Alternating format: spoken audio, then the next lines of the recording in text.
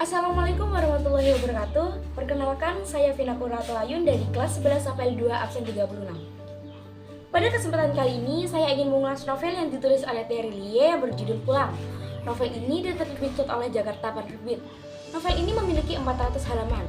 Novel ini menceritakan tentang kisah seorang anak remaja yang berusia 15 tahun, panggil saja namanya Bujang.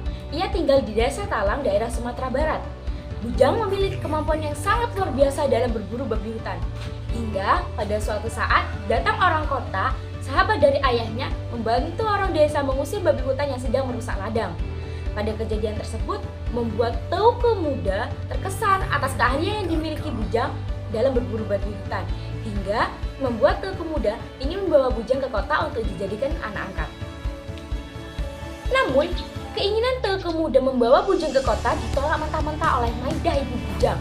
Tetapi ayah Bujang tetap merayu ibu Bujang untuk mengizinkan Bujang pergi ke kota.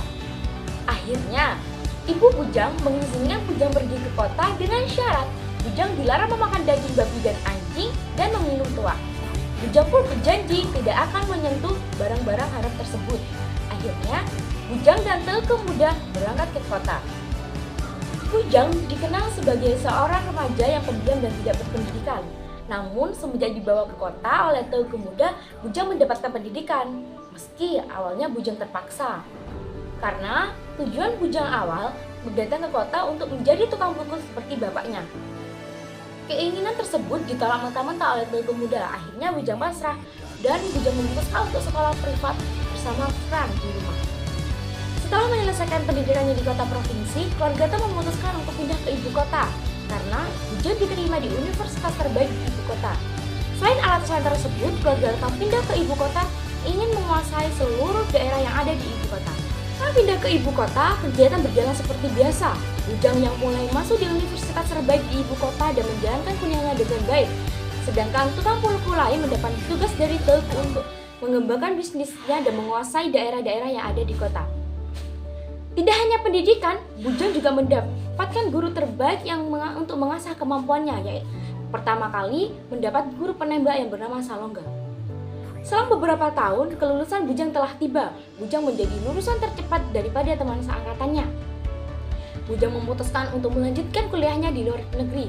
Namun, tiba-tiba ia mendapatkan kabar yang sangat membuat hati Bujang hancur, yaitu kematian mamanya, yang membuat Bujang putus asa dalam berbagai hal dan membatalkan niatnya untuk berkuliah di luar negeri.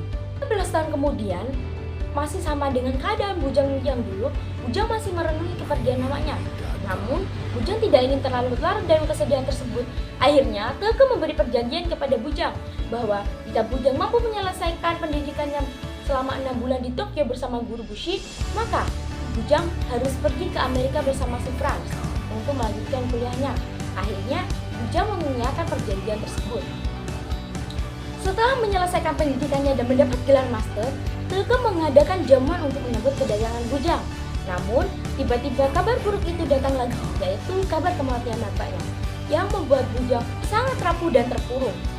Setelah 20 tahun kemudian, Bujang menemui Bapak Presiden. Bujang meminta persetujuan kepada Bapak Presiden agar dunia hitam atau syando ekonomi berjalan seperti biasa. Bujang memberikan penawaran kepada Bapak Presiden jika Bapak Presiden mengganggu kegiatan dari keluarga Tong, maka tidak segan-segan Bujang menjatuhkan calon Bapak Presiden tersebut. Setelah beberapa saat, Bujang pergi ke Hong Kong untuk merayakan ulang tahun Master Dragon. Tidak hanya merayakan ulang tahun Master Dragon, Bujang juga membahas tentang perlakuan keluarga Lin yang mencuri alat penunjang dari keluarga Tong. Sejak pertemuan dengan Master Dragon, keluarga Lin memutuskan untuk mengadakan pertemuan dengan Bujang yang menyebabkan pertarungan antara keluarga Lin dan keluarga Tong, sehingga membuat Tuan Lin meninggal dunia. Dalam melaksanakan aksinya, Bujang tidak sendiri, Bujang ditemani oleh Yuki, Kiko, dan Wan. Dalam novel ini terjadi pengkhianatan yang dilakukan oleh Bashir dan anak dari Tuan Lin karena balas dendam atas kematian dari Tuan Lin.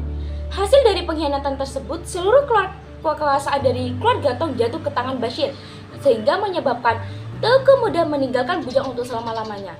Akhirnya, Bujang memutuskan untuk mengumpulkan seluruh pasukan yang masih berpihak kepadanya untuk merebut kembali kekuasaan dari keluarga Tong, dan kekuasaan keluarga Tong kembali di tangan Bujang. Salah satu unsur yang terdapat dalam novel ini adalah unsur istristik. Salah satunya adalah alur. Dalam novel ini, alur termasuk dalam alur campuran. Sebagai bukti terdapat di halaman 266 sampai halaman 267. Dalam halaman tersebut menceritakan tentang kisah muda dari bapaknya dan kisah muda dari Bujang. Kelebihan dari novel ini, yang pertama, unik karena membahas tentang ekonomi dan tukang pukul. Yang kedua, plot dan kejutan yang membuat pembaca lebih tertantang untuk membaca novel ini hingga akhir. Yang ketiga, ada pesan moral. Pesan moral yang disampaikan tertulis atau tersirat. Yang keempat, ada filmis. Kita seakan-akan diajak untuk menyaksikan pertarungan tersebut. Kekurangan dari novel ini yang pertama adalah kurang tepatnya peletakan huruf besar. Yang kedua, kurangnya membahas saldo ekonomi di negara sendiri, lebih banyak membahas saldo ekonomi di daerah Hong Kong dan Macau. Ada banyak kesimpulan yang dapat kita ambil dari novel ini. Salah satunya yaitu kita harus berdamai dengan masa lalu. Walau untuk itu kita harus memeluk erat luka, kebencian, dan rasa sakit. Itu saja yang dapat saya sampaikan dalam ulasan novel ini. Kurang lebihnya mohon maaf. Terima kasih dan wassalamualaikum warahmatullahi wabarakatuh.